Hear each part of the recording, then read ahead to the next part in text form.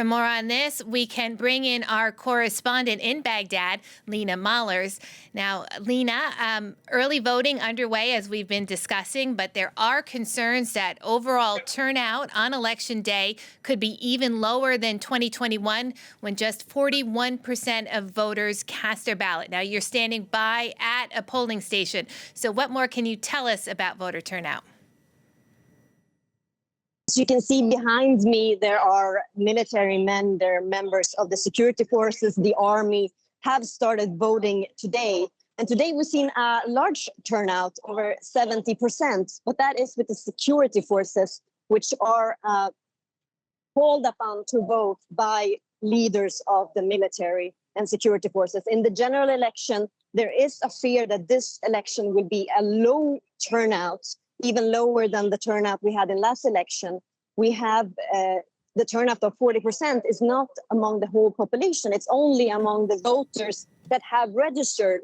And many people don't register. They have not registered as voters at all. So the turnout is even lower, has been even lower than 40% in the past election.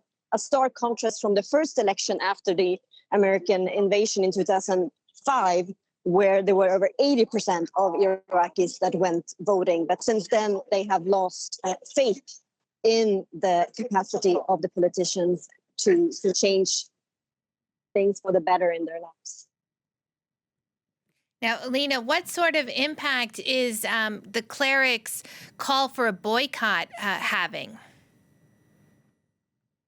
Muqtada al-Sadr is one of the most influential Shia leader, with a large following. It's over 1 million people that might not come to vote because he has called upon his followers not to vote.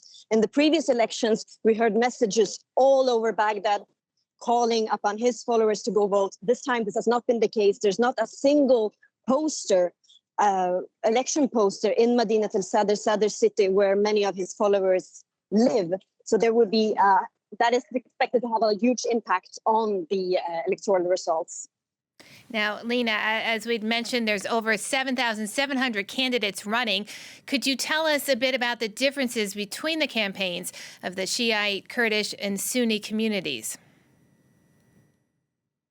We have seen a very large campaign with even airplanes doing campaigning here. But what is common between these different campaigns is there's there's few electoral campaigns what the politicians will actually do for the voters.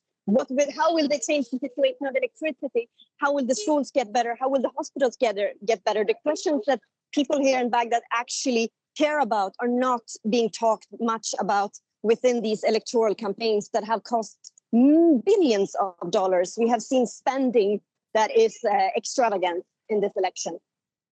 Lina, thank you so much for keeping us updated there at the polling station. That's France 24's Lina Malers reporting from Baghdad.